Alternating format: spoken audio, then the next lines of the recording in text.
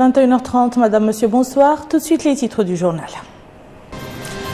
Les villes de Gouraï et de Diaguili, désormais pourvues d'électricité après l'inauguration de leur centrale électrique, projet financé par la SOGEM.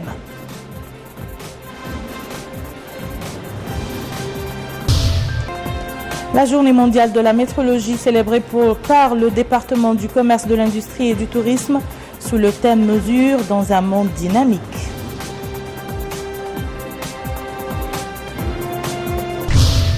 Et au lendemain du crash, les autorités égyptiennes annoncent la découverte de certains débris de l'appareil et des effets personnels des passagers. Comme annoncé dans les titres, les villes de Diaguili et de Gouraï, relevant de la wilaya de Guidimara, disposent désormais de l'électricité. Le ministre du Pétrole, de l'Énergie et des Mines, également président en exercice du Conseil des ministres de l'OMVS, Ahmed Salim El-Béchir, a inauguré aujourd'hui les nouvelles installations électriques de ces deux villes. Il s'agit d'un poste à Gouraï de 90,33 kV et l'électrification de Diaguili. Le tout pour un montant d'1,8 milliard d'ouguiya financé par la SOGEM. Mohamed Lamine Bakar. Ce geste du ministre du Pétrole, de l'Énergie et des Mines, président en exercice du Conseil des ministres de l'OMVS, Ahmed Salim El-Béchir, annonce le début de l'électrification des villes de Diaguili et de Gouraï. Financé à hauteur de 2,8 milliards d'ouguiya par la SOGEM, la Société de gestion d'électricité de Malantali, l'infrastructure électrique renferme un poste à Gouraï de 90,33 kV et l'électrification de Diaguili. Cette dernière réalisation renferme 12 km de lignes d'une capacité de 33 kV en plus des installations pour l'éclairage public. L'échange d'allocutions qui a marqué la cérémonie d'inauguration était l'occasion pour le haut-commissaire de l'OMVS, cabinet Komara, de souligner que ces réalisations sont les fruits de l'intérêt qu'accorde le président de la République, Mohamed Ould Abdelaziz, à l'OMVS et à l'amélioration des conditions de vie de ses populations. Lui succédant, le directeur de la Somelec a lui souligné que son entreprise entend réaliser 4800 branchements électriques avec un coût abordable dans les deux villes. Quant au directeur de la SOGEM, il a apprécié les décisions prises par les hautes instances de l'OMVS, notamment la création d'un fonds de financement des projets d'électrification rurale. Enfin, la maire de Gouraï a salué ces réalisations qui vont, a-t-elle dit, améliorer les conditions de vie des habitants de sa commune. Ici à Nouakchott, la journée mondiale de la métrologie a été commémorée aujourd'hui sous le thème « Mesures dans un monde dynamique ». L'événement a été supervisé par la ministre du Commerce, de l'Industrie et du Tourisme, Mme Naham Thamdi Ould Mouknas, qui a pour l'occasion visité le laboratoire métrologique et d'autres outils utilisés dans la vérification des données métrologie. Bokar Baylaba. La métrologie est la science de la mesure. C'est donc l'ensemble des techniques et de savoir-faire permettant de donner une valeur à une observation. L'événement d'aujourd'hui a donné lieu à une allocution de la ministre du Commerce, de l'Industrie et du Tourisme, Mme Naham Thamdi Ould Mouknas. Elle a rappelé que la célébration de cette journée intervient 2 semaines seulement après l'adoption par le gouvernement de la politique nationale de la qualité qui crée les fondements d'une infrastructure nationale basée sur la qualité pour la période 2016-2030. Elle a enfin remercié la coopération allemande pour l'appui considérable qu'elle accorde à la Mauritanie. À qui s'adresse la métrologie? Pour le savoir, cap sur le laboratoire national de la métrologie, dont les responsables ont édifié la ministre du Commerce, de l'Industrie et du Tourisme et celui de la pêche et de l'économie maritime. Pour ces responsables, la métrologie s'adresse à tous ceux qui n'ont pas de mesure sur la performance de leur application, qui ont besoin de repères pour prendre des décisions et anticiper les actions futures. À rappeler que le laboratoire national de métrologie a vu le jour en 2012. Il comprend les unités de mesure des masses, des volumes, des températures et des longueurs. L'intérêt pour les ressources humaines, c'est la recommandation principale formulée par les participants à l'atelier de révision et d'évaluation de l'action du département de la santé pour l'année 2015. Un atelier qui s'est également penché sur la validation du plan d'action pour l'année 2016. Plus de précisions avec Abdullah Damaba. Au sortir de ces 3 jours de discussion, les conclusions portent essentiellement sur la mise en place d'un mécanisme de suivi des recommandations de la revue annuelle avec un calendrier de mise en œuvre, l'élaboration d'un plan stratégique des ressources humaines accompagnant la deuxième phase du PNDS, la mise en place d'outils modernes de gestion des ressources humaines, le renforcement de la direction des ressources humaines afin qu'elle puisse assurer ses missions et gérer les dossiers du personnel, entre autres. Cet atelier consacré à la revue annuelle 2016 pour le secteur de la santé a réuni des directeurs de centres hospitaliers, des représentants des partenaires au développement. Ahmed Jiddoul Zain, chargé de mission au ministère de la Santé, est revenu au cours de son allocution sur la politique mise en place au niveau de ce secteur. Il est par ailleurs revenu sur les conclusions de cet atelier. Un exposé revenant de long en large sur les recommandations de cet atelier a été effectué. Les participants à ces rencontres ont tour à tour apprécié positivement les conclusions de cet atelier. Ils sont revenus sur les acquis notés dans ce secteur tout en indiquant qu'avec ces résultats, le secteur de la santé va connaître des améliorations. L'université de Nouakchott, principalement son amphithéâtre Al-Imam Malik, a abrité ce matin un colloque centré sur l'accueil par notre pays du 27e sommet arabe. Les participants à ce colloque ont débattu la portée et la signification de ce sommet de Nouakchott et les impacts qui en sont attendus dans l'impulsion de l'action arabe commune.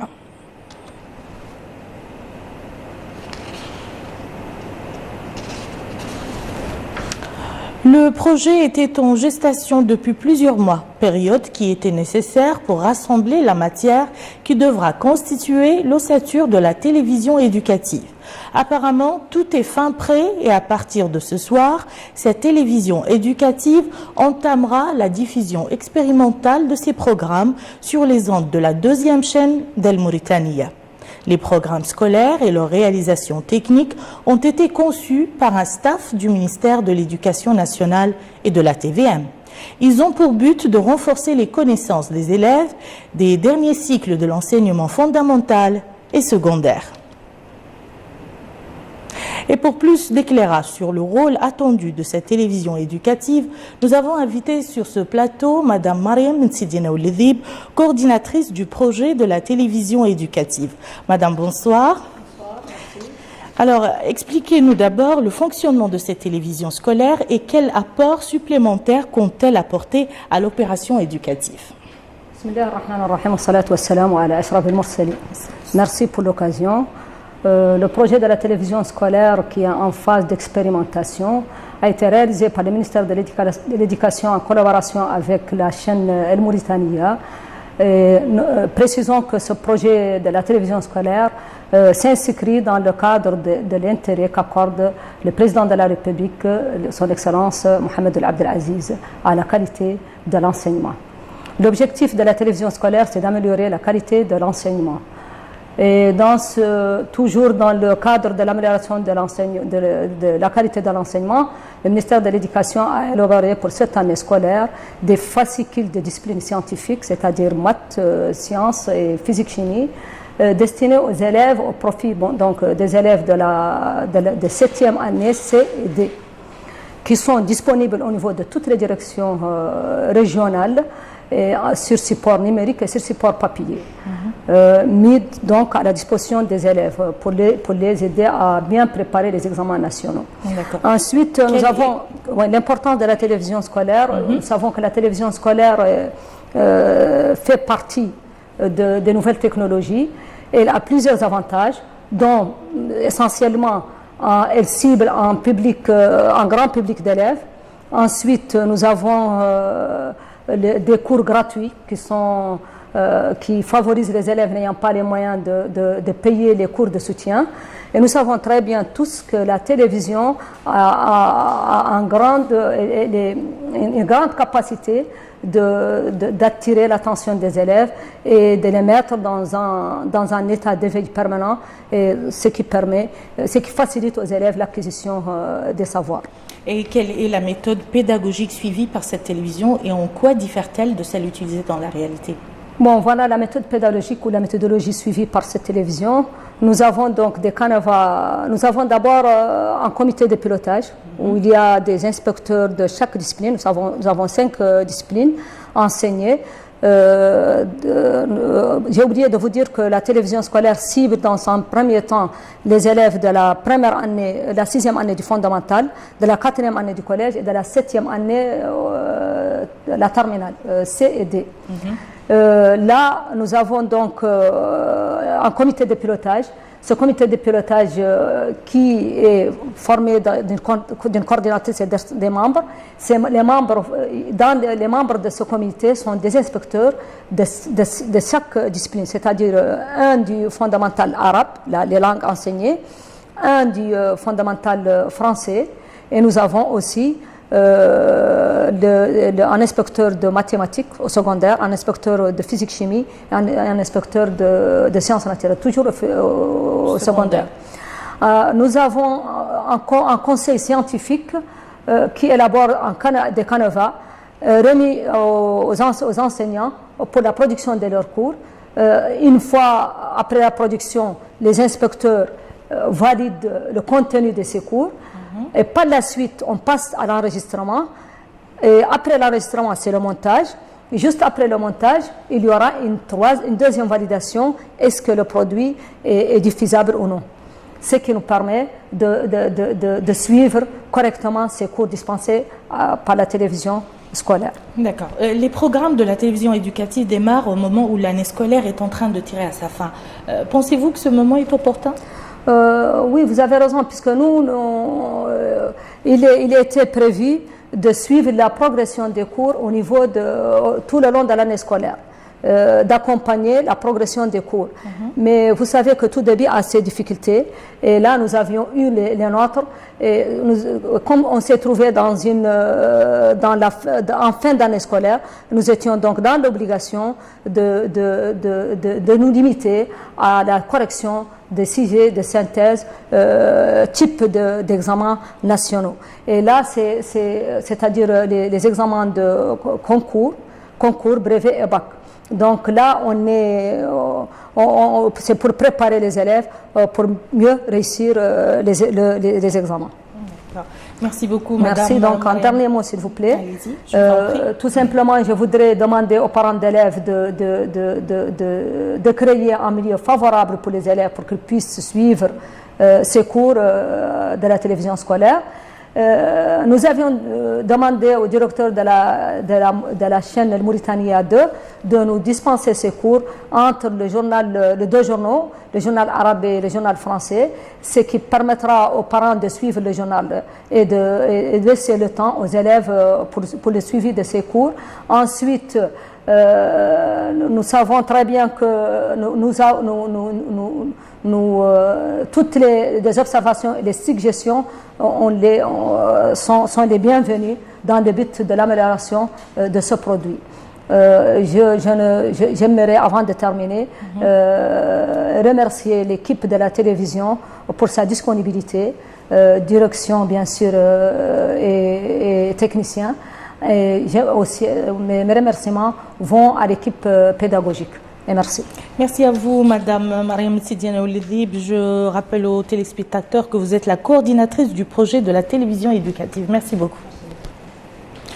Nous allons à présent à Attar, et cela pour parler de la commémoration par le réseau des musées de Mauritanie de la Journée mondiale des musées. L'événement a été commémoré sous le thème « Azougui, un patrimoine naturel pour l'humanité ». Le choix d'Azougui n'est pas fortuit puisqu'il fut la première capitale des Morabitoun. Melika Narli. Les musées regorgent de vestiges de notre mémoire, notre histoire, notre culture qui ont traversé le temps pour rappeler au présent cette richesse dont nous sommes aujourd'hui légataires. C'est dans cet esprit qu'a été célébrée la Journée mondiale des musées par le réseau des musées privés de Mauritanie. Cette célébration tenue à Attar était placée sous le thème Azougui, patrimoine mondial de l'humanité.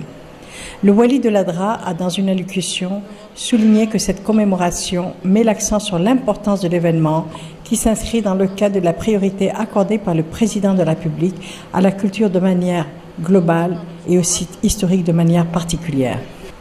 Le maire a quant à lui souligné la pertinence du lieu de cette commémoration qui a eu lieu dans la wilaya de l'Adrar qui regroupe les villes de Chinguetti et Ouadane qui ont été déclarées patrimoine mondial de l'humanité par l'UNESCO en plus d'Azougui et de Tinigui. Après Atta, la délégation qui prenait part à cette commémoration s'est rendue à Azougui au site historique qui fut la capitale d'El Mourabitoun.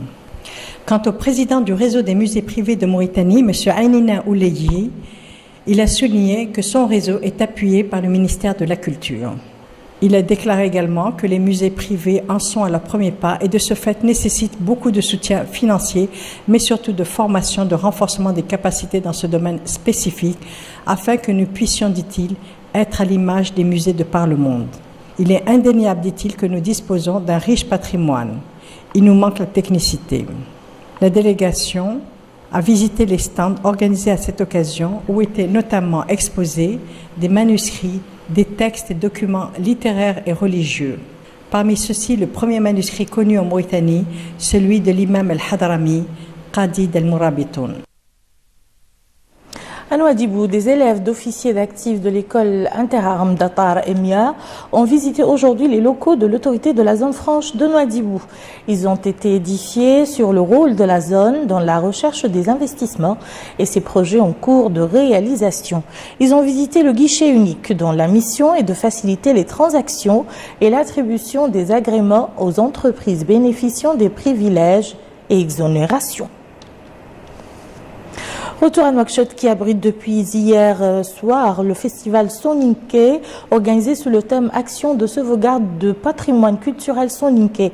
La manifestation qui dure 4 jours enferme une exposition des produits artisanaux Soninké, des instruments de musique et des exposés et conférences sur le patrimoine culturel Soninké. Le festival est organisé sous le signe de Kango qui symbolise selon les organisateurs l'appel à l'unité, à la cohésion, à la paix et au développement. L'actualité internationale reste dominée par le crash hier de l'avion A320 d'Égyptair qui s'est soldé par la mort de l'ensemble de ses passagers, soit 66 personnes. Depuis, les recherches se poursuivent. Elles ont permis jusqu'à présent de retrouver quelques débris de l'avion ainsi que des effets personnels des passagers. Quant à l'origine de la catastrophe, elle demeure un mystère. Boukarbe là-bas. Les recherches se poursuivent en Méditerranée pour trouver les débris de l'Airbus A320 d'Égyptair qui s'est abîmé en Méditerranée pour des raisons encore indéterminées. L'armée égyptienne a annoncé ce vendredi avoir repêché les débris au large des côtes égyptiennes. Le ministère de la Défense grec est plus précis. Il confirme que des bagages et un membre humain ont été localisés dans la zone. Le vol MS-804 s'est abîmé en mer entre les îles du sud de la Grèce et la côte nord de l'Égypte dans la nuit de mercredi à jeudi sans qu'aucun problème n'ait été signalé par l'équipage. L'appareil a décollé de l'aéroport de Roissy-Charles de Gaulle à 21h09 GMT avec 66 personnes à bord. Le contact avec le MS-804 a été perdu alors qu'il venait d'entrer dans l'espace aérien égyptien. C'est donc l'Égypte qui conduit les opérations de recherche avec 3 navires et des avions. De son côté, Paris a dépêché 3 experts du bureau d'enquête et d'analyse. Accompagnés d'un conseil technique d'Airbus, ils sont arrivés hier soir au Caire. Et voilà qui met fin à ce journal. Je vous en rappelle les principales informations. Les villes de Gouraï et de Diaguili, désormais pourvues d'électricité après l'inauguration de leur centrale électrique. Projet financé par la SOGEN.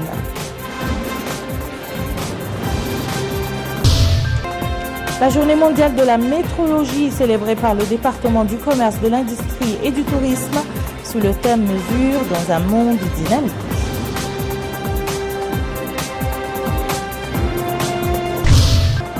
Au lendemain du crash, les autorités égyptiennes annoncent la découverte de certains débris de l'appareil et des effets personnels des passagers. Merci, Madame, Monsieur, de nous avoir suivis. À très bientôt, Inch'Allah.